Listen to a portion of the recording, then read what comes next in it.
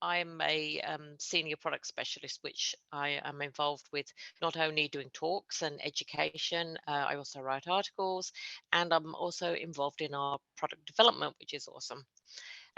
We have two eye products, which is why we've been working with Glaucoma New Zealand. So we have our product OptiSight, which some of you might be taking or have seen. And we also have another one called Vision Care with lutein, which is more for macular health. So those are the two eye products. But today I'm just going to look generally at supporting eye health through diet and lifestyle. So let's kick on. Where's my giant cursor? So is that working? No.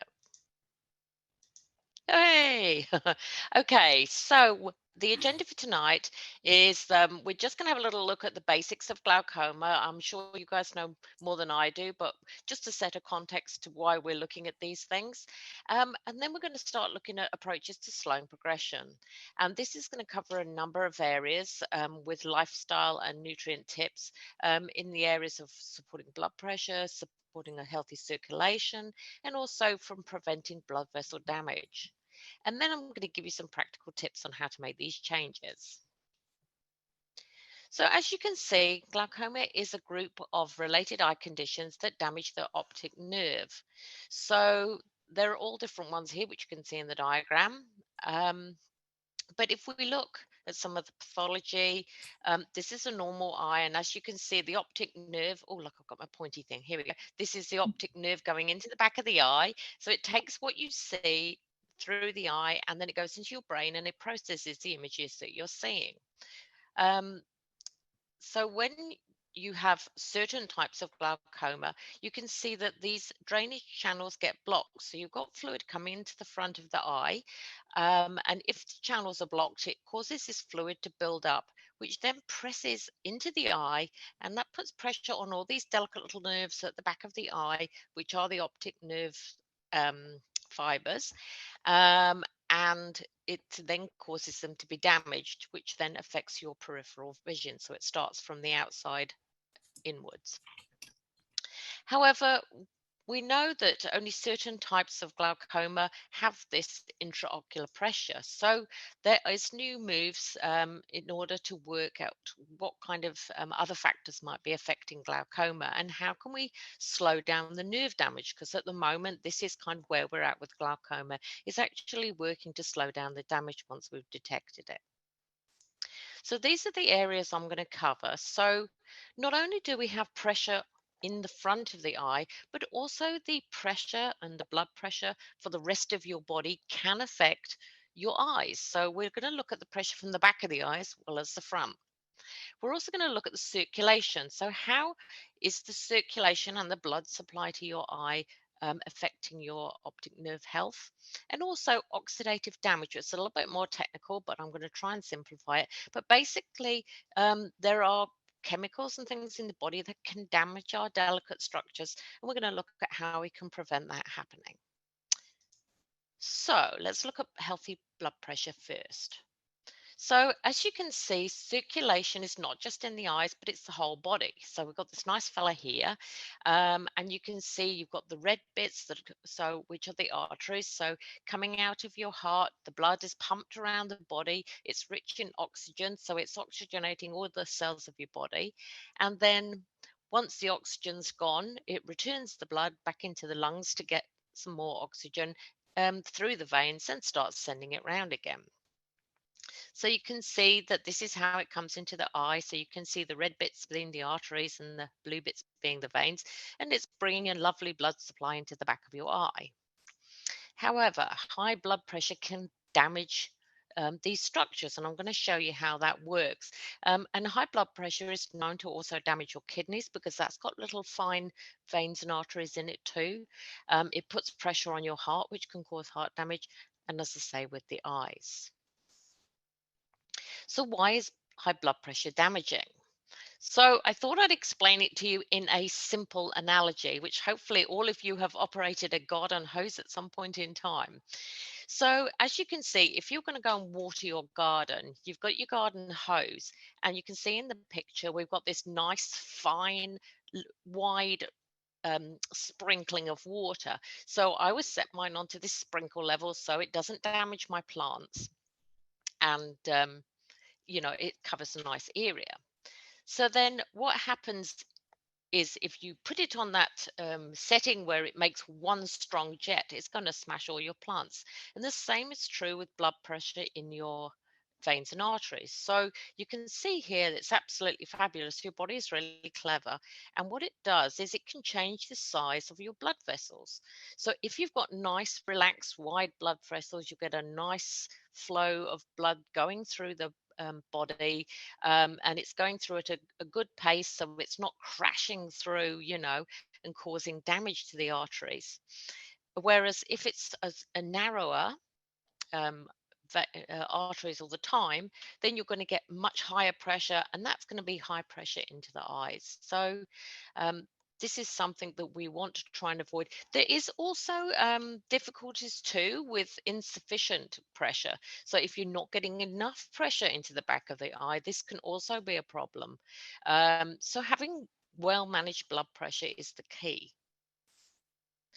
So one of the ways we can naturally manage blood pressure is with magnesium. So magnesium's fabulous. It works in a partnership with calcium. So calcium actually tightens things, and magnesium relaxes them. And magnesium is something that can be lost when we're stressed, because we actually use magnesium for relaxing our muscles too. So it's been a pretty stressful couple of years, and obviously, if you find that you have eye issues, that can be stressful too. So, making sure you keep good levels of magnesium is important. So, as we say, it helps to relax the arteries, but also it helps to support the blood vessels relaxing in the eye, and it also helps the blood flow to the eye. So, how much do we need? Well, a study showed that when you had glaucoma patients taking 1.215 milligrams twice a day, they had better outcomes for peripheral blood flow and eye health. So, how can we naturally manage our magnesium? So, other foods that we can look to, there's some in the picture here, but we're looking at green leafy vegetables, avocados, nuts and seeds.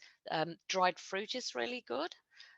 Beans and lentils, fish, whole grains, and even dark chocolate, which is quite fortunate. So, you can have a couple of squares of dark chocolate as a snack, and it's going to be healthy for you for your magnesium. Also, looking at green leafy vegetables are high in something called nitrites, which is not to be confused with nitrates, which are the preservatives in processed meat, which aren't so great for you. Um, Nitrites are used in the body to make nitric oxide. So some of you might know nitric oxide because you get those sublingual sprays that people have for angina. It's a little pink spray and or tablets, and it opens the arteries and helps with the angina. So your body can make this nitric oxide that's going to open the blood vessels, and your green leafy vegetables can be used. So we're talking about things like lettuce, spinach, your brassicas, so your broccolis and your kales, and all of these great green leafy vegetables to help you. And again, they're all rich in magnesium too. A third way of managing blood pressure is to look at mindfulness. So, mindfulness is quite new in the last few years, but it's basically a type of meditation, and it's being used to manage stress. So, as we know, stress can push up your blood pressure. So, being on top of that and finding ways to relax is important. So, if you go on YouTube and you Google mindfulness, you will get a huge plethora of different mindfulness meditations to do, and you can just pick one that you would like to do. So you don't have to sit there and do om anymore. You can actually just lie on the floor, sit in your chair, and just go through this exercise of being present, and not thinking about stuff. So there was a study carried out with 90 people. Some of them were taking the eye drops for helping with intraocular um, pressure, and the others were taking the eye drops plus doing an hour mindfulness. And they found after a month or so of doing this that there was a significant difference between the people who were doing mindfulness and taking eye drops with reduction of intraocular pressure than just taking eye drops. So stress really does make a difference. So that's the blood pressure. Now we're looking at healthy circulation. So as you can see, we talked about this before, that we've got all the circulation going into the back of the eye and coming back out again. So it's a two-way system. So when your blood's going in, it's bringing in nutrients and it's also bringing in oxygen. So these two things are really important because they fuel your cells in your eyes. So all the structures in your eye are made up of cells, and they all need energy because they're doing jobs, they're repairing stuff in your eyes, they're creating the energy for you to see. So you really need to bring those things in. Also, when you're creating energy, it creates waste products, just like when we create energy here. So, removing these waste products is also really important because if they build up in the eye, they can damage the structures and affect your eye health. So, having this two-way flow is super, super important. So, what do we want from a healthy circulatory system? Well, we want good pipes. So, as you can see here, this is one of our arteries. Um, we want to have nice, strong walls. So, we want them to be nice, good tone, but we want them to be a little bit flexible because, they're going to be doing this, getting wider and getting narrower. So, you need that tone in them.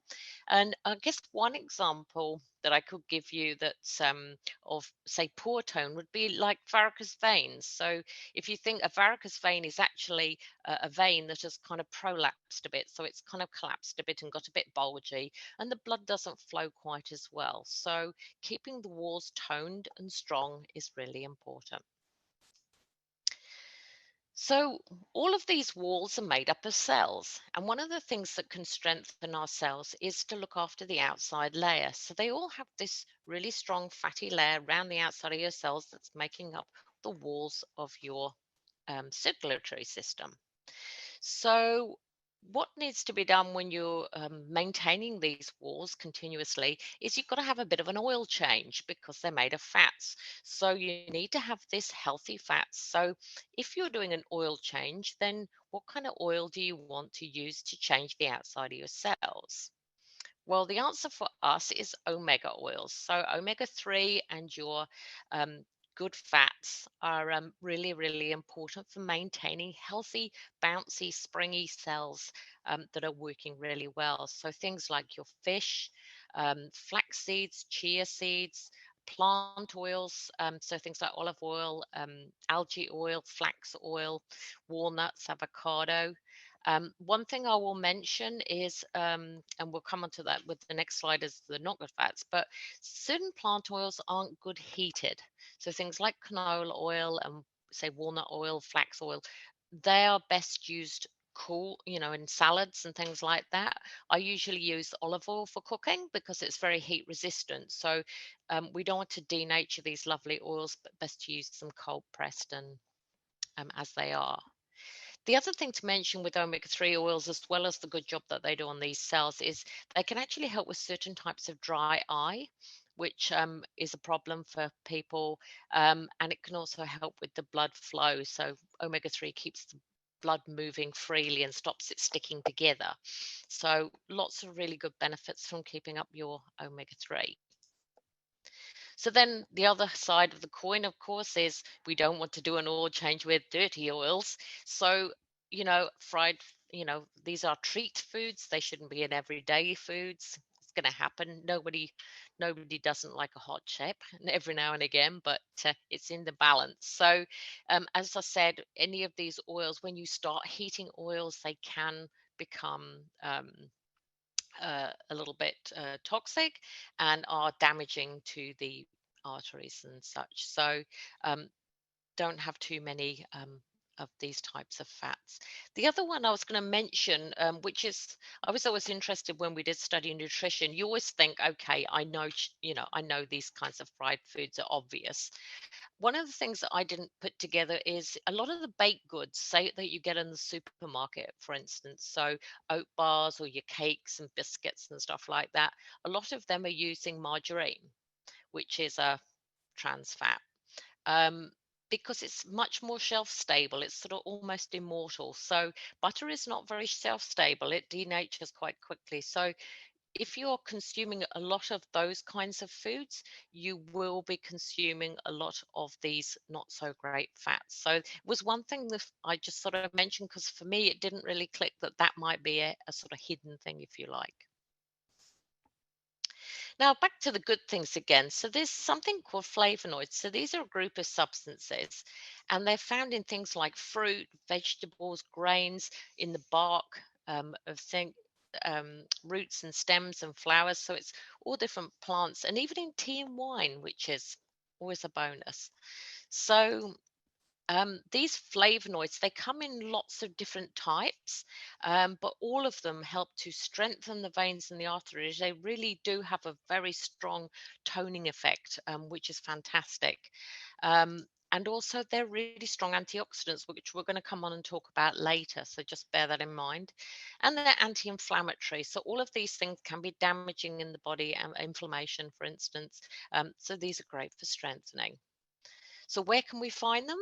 Well, there's different kinds. So for instance, you've got your purple and red fruits and vegetables. So if you're looking by color, it's very easy to spot these things. So things like your berries, your black currants, your eggplant, red cabbage, capsicums, tomatoes. They've got lycopene, which is a type of flavonoid.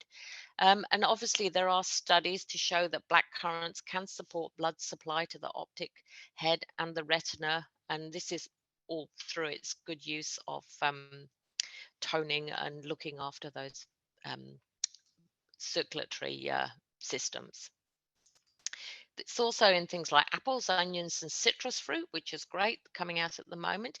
And a lot of the flavonoids, it's interesting, a lot of the flavonoids are found in like the pith of your fruit. So when you're peeling your mandarin and then you pick off all the little stringy bits on the outside, try and leave a few on there because it's rich in flavonoids, and just have a couple because it'd be good for you. Also things like your teas, so green tea, black tea, that your gumboot tea does have flavonoids, but too much green tea and black tea both have caffeine.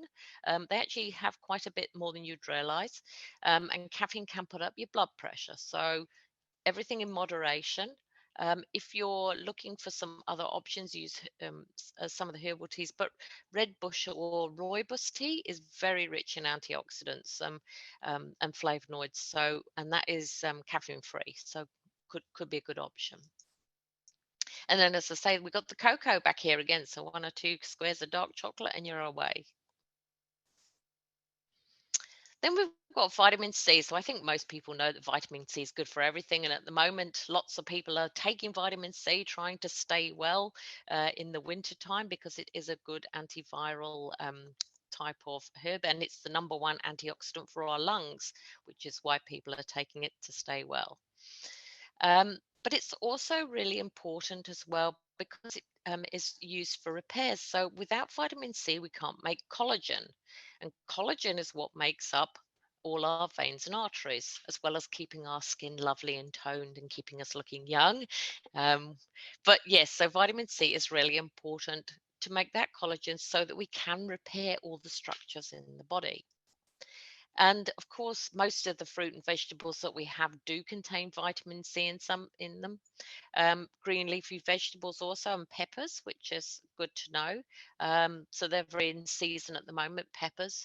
So great for vitamin C. Also kiwi fruit, they're one of the top ones. And of course, we've got those in season at the moment. So lots of vitamin C for everybody. And oranges and all the citrus fruits at the moment just starting to come through. I thought I'd mention ginkgo because this is one of the ingredients that we use. Quite interesting. The ginkgo is one of the most ancient trees, and I thought this was. It's probably not a relevant fact for your talk, but I just always find it curious. You see that the leaves are actually the only leaves that are in one piece. So it was only later in evolution that they started to make, like you'd have a stem with lots of little leaves off of it and stuff like that. That they actually just came in one whole leaf. So ginkgo is really good for blood flow. So it actually helps with microcirculation. So as well as the microcirculation for the eye, it's also really good if people have got circulatory problems. So, you get dead fingers or toes having difficulty. It works for all of those extremities. So really good here for that. But it's also antioxidant. So it's helping against eye damage, preserving the circulatory system. And ginkgo also has something which is called anti-path, which is a thing that stops your blood cells sticking together. It makes your blood cells repel each other. So it stops you getting clotty, sort of sluggish blood and keeps it nicely free flowing as well. So um, really good evidence with the ginkgo. And then, of course, finally, we've got exercise for healthy circulation. So, keeping moving and keeping your blood moving is really important for many, many things, as well as your flexibility and your health and your body weight and everything. So I chose this picture because I thought this woman was awesome. She looks like she's having such a good time with this hula hoop. Um, and it's actually quite hard to do. So she's probably putting in a good bit of effort there.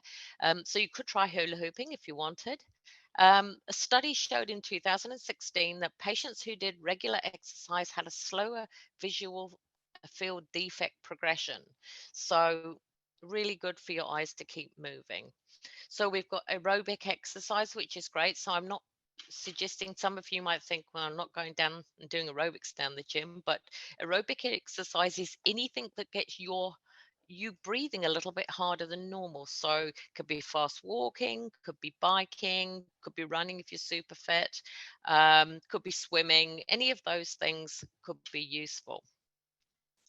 And then we've got things like going to the gym and doing weights. That's, it's good for you to actually um, com, um, keep your muscle tone, and obviously that burns calories, so helps with your blood sugar levels and everything else.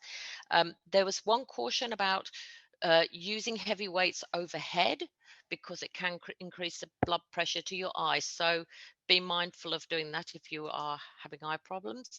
The same with your yoga and Tai Chi, really good for relaxation and managing the stress as well as keeping flexible. But be cautious with downward dogs, and any headstands would probably be a no-go. So talk to your teacher if you're doing that about other options for not being downwards like this. So finally, we come to our last section, which is a little bit more complicated, but I'm going to try and make it as simple as possible. So hopefully it's not too late in the day to do a bit of chemistry. So in our body, we have things called pro-oxidants. You might have heard the word free radicals.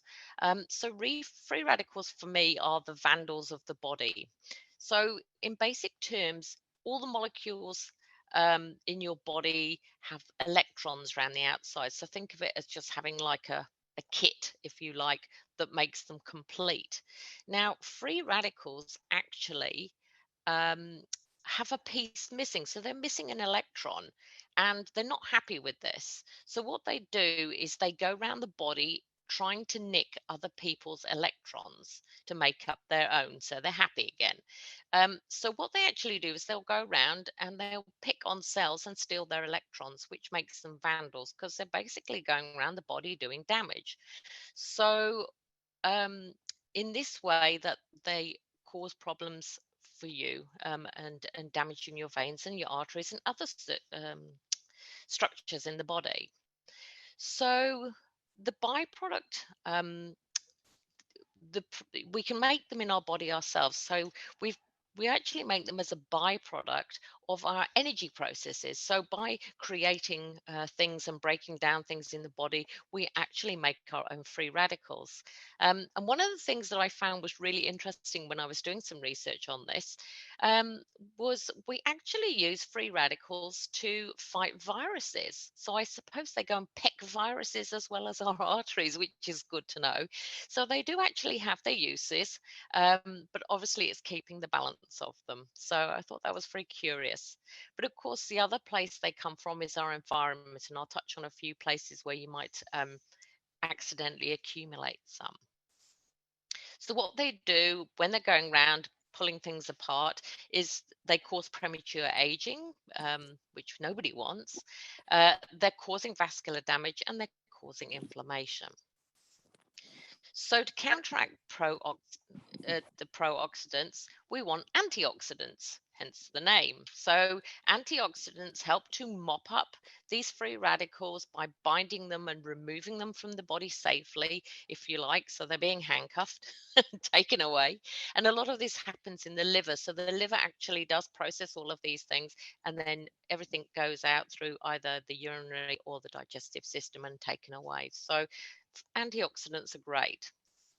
And what we need to do is we're always going to have free radicals because we make them, but we've got to keep that balance of the antioxidants and the free radicals.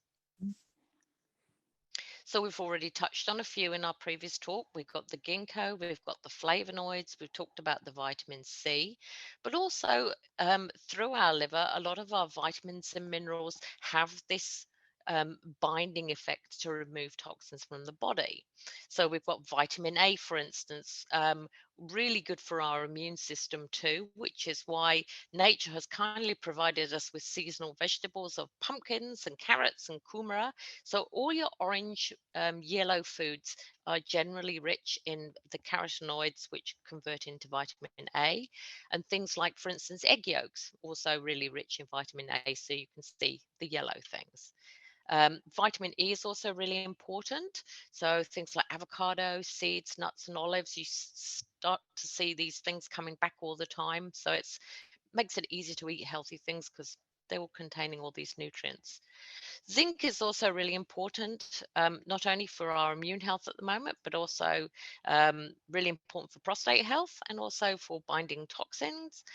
So pumpkin seeds are an excellent source. Again, your nuts, mushrooms are really good, and fish and your seafood. And then selenium, which we do have a shortage of in our soils in New Zealand. So getting Brazil nuts from overseas, for instance, whole grains, tuna, sunflower seeds, can all top up our selenium. I also thought I'd mention coenzyme Q10 because this is also an antioxidant and it is something that's super, super important for our circulatory system. So it's actually used by our cells to make energy and it's also helps to make healthy blood pressure and great for heart health. Now, CoQ10 is depleted with age, but it's also depleted by statin medications. So the block that they put for making cholesterol is the one the system that also makes CoQ10. So often people will find if they're taking statin medications, they start to feel quite tired all the time and may have some muscle weakness. So that could be due to the low CoQ10. So if you are taking some of these medicines, consult your healthcare practitioner, but it might be good to take the coenzyme Q10 alongside to bring up your energy and also for these antioxidant benefits. Naturally, foods containing CoQ10 include fish, legumes, meat, nuts, and seeds. And what CoQ10 does for the eye, it's found in the retina where it has a protective effect. And again, they've shown through studies that CoQ10 in the retina declines with age. It also helps eyes with the energy production that you need to see and to renew structures. And also, as we said, the antioxidant qualities are neuroprotective. So lots of good benefits for coenzyme Q10.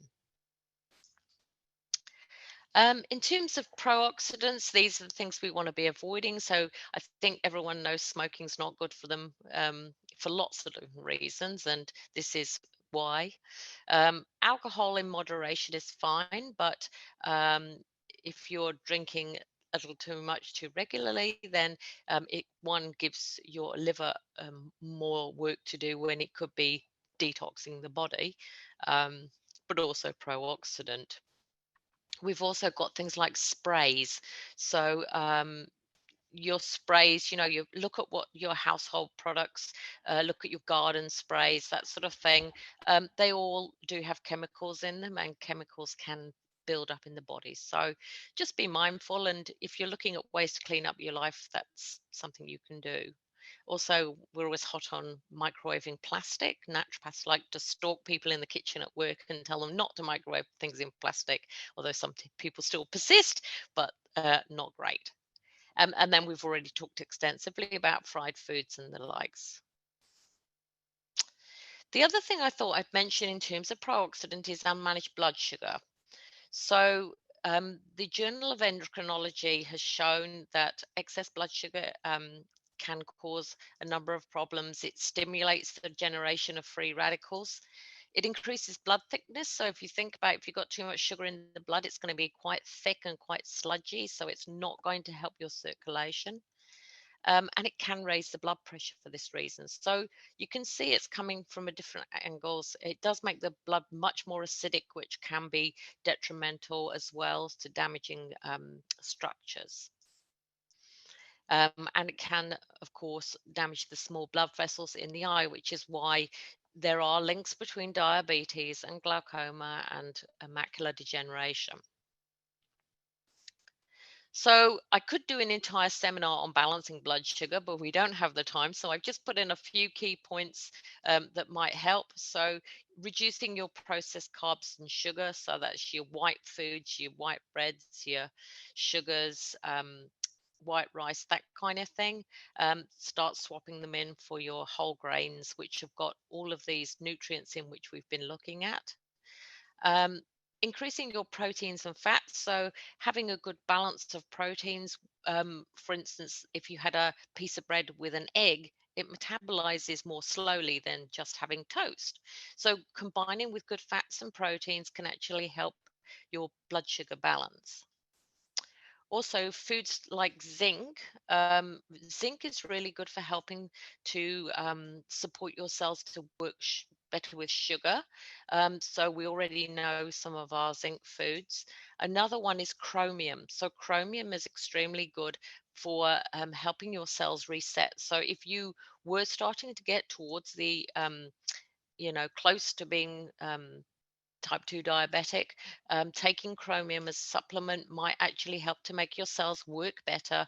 And obviously, alongside a changed diet and less carbs, etc., you could actually start to unwind things and get them working better again with sugar. So we've got some foods that contain chromium. So things like seafoods, broccoli, grape juice is great, brewer's yeast, Brazil nuts again, and whole grains. So all good stuff.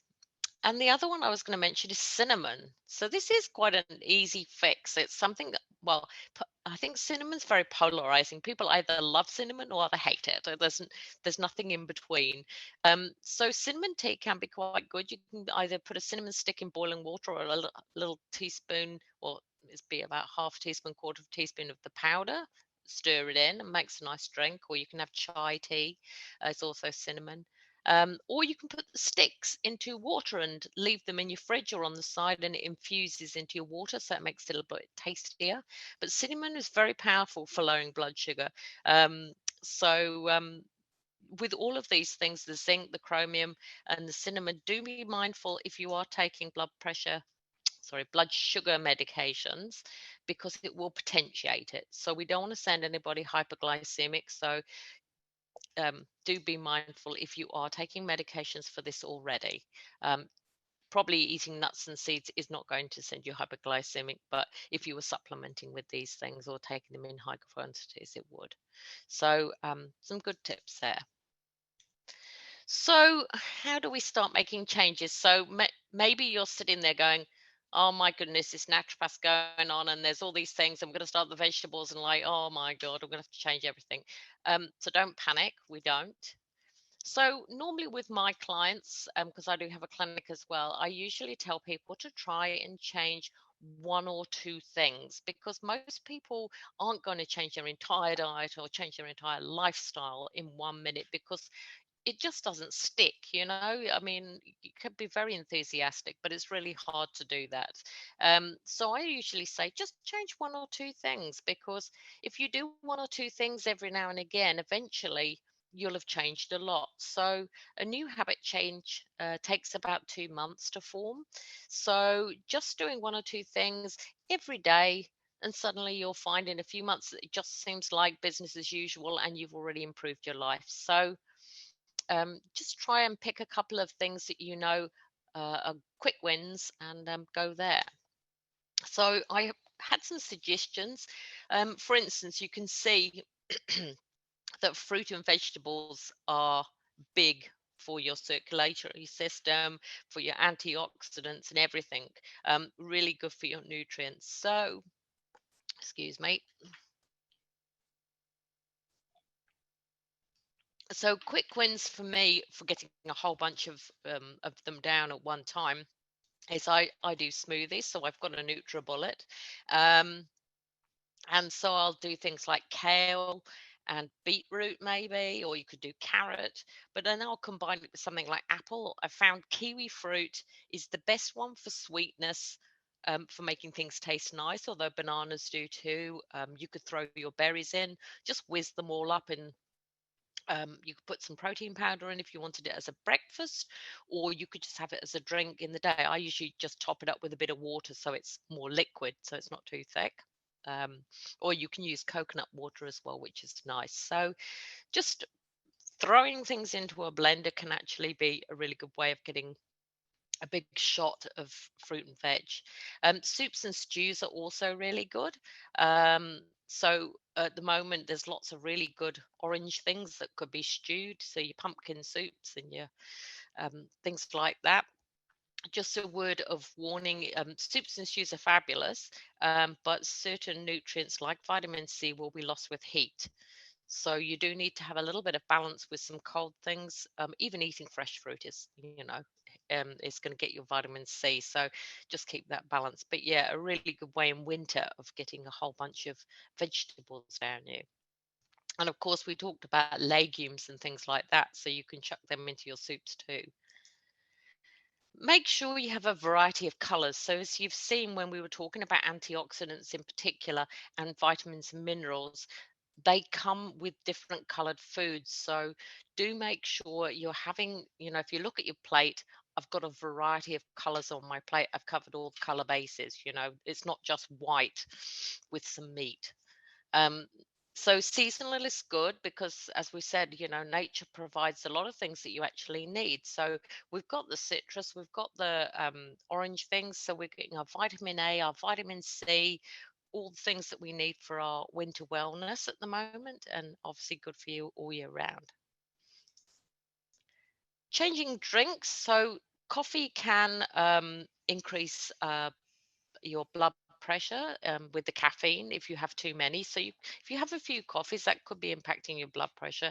Um, but also, it's quite dehydrating to the body. And part of having good blood pressure is to have enough fluid. So if you don't drink enough, you're not going to have good blood flow. So if you're taking quite a few cups of coffee, try popping in some herbal teas instead. So you can even put a piece of ginger root and pour boiling water onto it and have ginger tea. We looked at the cinnamon.